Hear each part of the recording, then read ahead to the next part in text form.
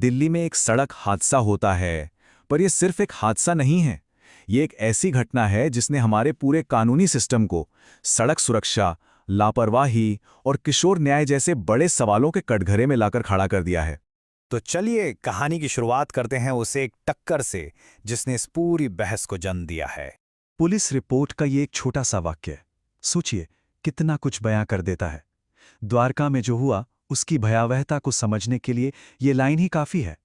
वो सिर्फ गाड़ियों की टक्कर नहीं थी, बल्कि एक ऐसा हिंसक टकराव था जिसने कई जिंदगियों को हमेशा के लिए बदल दिया। तो हुआ क्या था उस दिन? चलिए सिलसिलेवार तरीके से देखते हैं। तारीख थी 3 फरवरी, सुबह के करीब 11:57। एक स्कॉर्पियो एसयूवी बहुत ही खतरनाक तरीके से ओवरटेक करने की कोशिश करती है। पहली टक्कर, एसयूवी की सीधी भिड़ंत होती है एक यामाहा मोटरसाइकिल से जिसे 23 साल का साहिल धनेश्रा चला रहा था। फिर दूसरी टक्कर, वही एसयूवी एक खड़ी हुई टैक्सी में जा घुसती है और उसका ड्राइवर भी घायल हो जाता है। अंजाम, साहिल धनेश्रा की मौके पर ही मौत। और वो एसयूवी कौन चला रहा था? एक 17 साल का स्टूडेंट जिसके पास ड्राइविंग लाइसेंस तक नहीं था। और यहीं से कहानी एक नया मोड़ लेती है और मामला बहुत पेचीदा हो जाता है, क्योंकि ड्राइवर नाबालिग था, या कहें नाबालिग और बालिग होने की दहलीज पर था। अब सवाल ये उठता है कि हमारा कानून ऐसे मामलों को आखिर देखता कैसे है?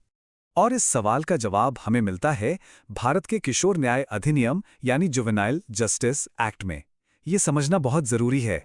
पता है पहले क्या होता था? जो 2000 का पुराना कानून था वो कहता था कि 18 साल से कम का कोई भी हो उसे बच्चा ही माना जाएगा, चाहे जुर्म कितना भी संगीन क्यों ना हो। सारा ध्यान सिर्फ सुधार पर होता था। लेकिन फिर आया 2012 का दिल्ली गैंग रेप केस और उसने सब कुछ बदल दिया। 2015 में एक नया सख्त कानून बना। ये कानून कहता है कि अगर 16 से 18 साल का कोई किशोर जघन्य अपराध करता है तो उस पर एक वयस्क की तरह मुकदमा चलाया जा सकता है। तो ये फैसला होता कैसे है? इसका एक पूरा प्रोसेस है। सबसे पहले 16 से 18 साल के किसी किशोर को एक जघन्य अपराध के लिए पकड़ा जाता है।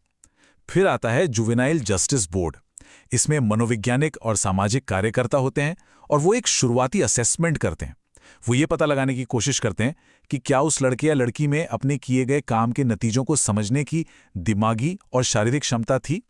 और फिर इसी असेसमेंट के आधार पर बोर्ड तय करता है कि केस बच्चों की अदालत में चलेगा या उसे अडल्ट कोर्ट में ट्रांसफर किया जाएगा।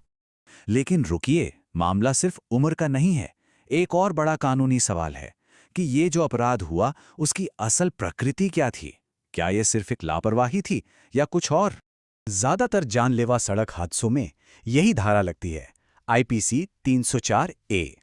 इसका सीधा सा मतलब है कि किसी की लापरवाही या जल्दबाजी की वजह से किसी की जान चली गई, पर जान लेने का कोई इरादा नहीं था। ये एक हल्का अपराध माना जाता है और सजा भी कम होती है। लेकिन फिर आती है धारा 304 यानी गैर इरादतन हत्या। ये एक बहुत ही गंभीर आरोप है। ये तब लगता है जब किसी को ये पता हो कि उसके काम से किसी की मौत हो सकती है और वो फिर भी वो काम करे। इसमें सजा बहुत सख्त होती है।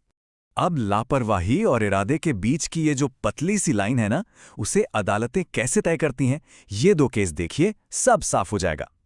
चेरुबिन ग्रेगरी मामले में एक आदमी ने घुसपैठियों को रोकने के लिए बिना चेतावनी के बिजली का नंगा तार लगा दिया।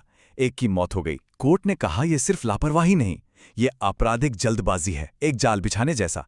उसे 304 ए के तहत दोषी पाया गया। वहीं दूसरी तरफ एसएन हुसैन मामले में एक बस ड्राइवर ने खुला रेलवे फाटक पार किया और ट्रेन से टकरा गया। कोर्ट ने ड्राइवर को दोषी नहीं माना, बल्कि गेटमैन को दोषी माना जिसने फाटक खुला छोड़ा था। अब 1 मिनट के लिए इस केस से बाहर निकलकर बड़ी तस्वीर देखते हैं। ये जो एक हादसा हुआ, ये दरअसल एक बहुत बड़ी और भयानक महामारी का सिर्फ एक छोटा सा लक्षण है। जस्टिस कृष्णा अय्यर ने ये बात आज नहीं, 1979 में कही थी। सोचिए, दशकों पहले उन्होंने चेताया था कि सड़क हादसे हमारे देश में बीमारियों से भी ज्यादा जानें ले रहे हैं और ये एक जानलेवा महामारी बन चुके हैं। इस आंकड़े को देखिए जरा, 1,51,113। ये क्या है? ये सिर्फ एक साल में 2019 में भारत की सड़कों पर हादसों में मारे गए लोगों की संख्या है। पूरी दुनिया में सबसे ज्यादा। ये आंकड़ा हमें रुककर सोचने पर मजबूर करता है। और अगर इस नंबर को और करीब से देखें तो एक और डरावनी सच्चाई सामने आती है। हमारे देश में हर 3.47 मिनट में सड़क हादसे में एक इंसान की मौत हो जाती है। ये सिर्फ एक आंकड़ा नहीं है, ये एक अलार्म है जो लगातार बज रहा है। और ऐसा नहीं है कि इस पे कोई ध्यान नहीं दे रहा। दिल्ली हाईकोर्ट तो दशकों से संकट से जूझ रहा है और लगातार ऐसे समाधान खोजने की कोशिश कर रहा है जो पूरे सिस्टम को सुधार सकें। तो सवाल ये है कि क्या इस खून खराबे को रोका जा सकता है? हमारा सिस्टम इस पुरानी महामारी से निपटने के लिए आखिर कर क्या रहा है? एक बहुत बड़ा सुधार है दावा न्यायाधिकरण सहमत प्रक्रिया। इसका सीधा सा मकसद है कि जो पीड़ित हैं या उनके परिवार हैं, उन्हें मुआवजे के लिए सालों तक अदालतों के चक्कर न काटने पड़े। 90 से 120 दिन के अंदर मामला निपटाया जाए। इसके अलावा अब टेक्नोलॉजी की भी मदद ली जा रही है। कुछ ऐसे समाधानों पर काम हो रहा है जैसे एक डेडिकेटेड पुलिस फोन नंबर हो जहां एक्सीडेंट के सबूत तुरंत लॉग हो सकें, एक पुलिस वेबसाइट जहां हादसे की सारी जानकारी अपलोड हो और बीमा कंपनियों को तुरंत मिल जाए, सभी अफसरों के लिए एक मोटर एक्सीडेंट इन्वेस्टिगेशन मैनुअल और हर ऑफिसर के पास वेब कनेक्टेड कैमरा फोन हो ताकि फोटो और सबूत तुरंत ट्रांसमिट किए जा सकें। और अब घूम फिर कर वापस आते हैं द्वारका वाले केस पर। पता है क्या हुआ? उस 17 साल के लड़के को अंतरिम जमानत मिल गई। वजह? ताकि वो अपने 10वीं के बोर्ड एग्जाम दे सके। ये फैसला हमारे सिस्टम की उलझनों को और भी साफ दिखाता है। और यहीं पर हम एक बहुत बड़े अनसुलझे सवाल पर आकर रुक जाते हैं।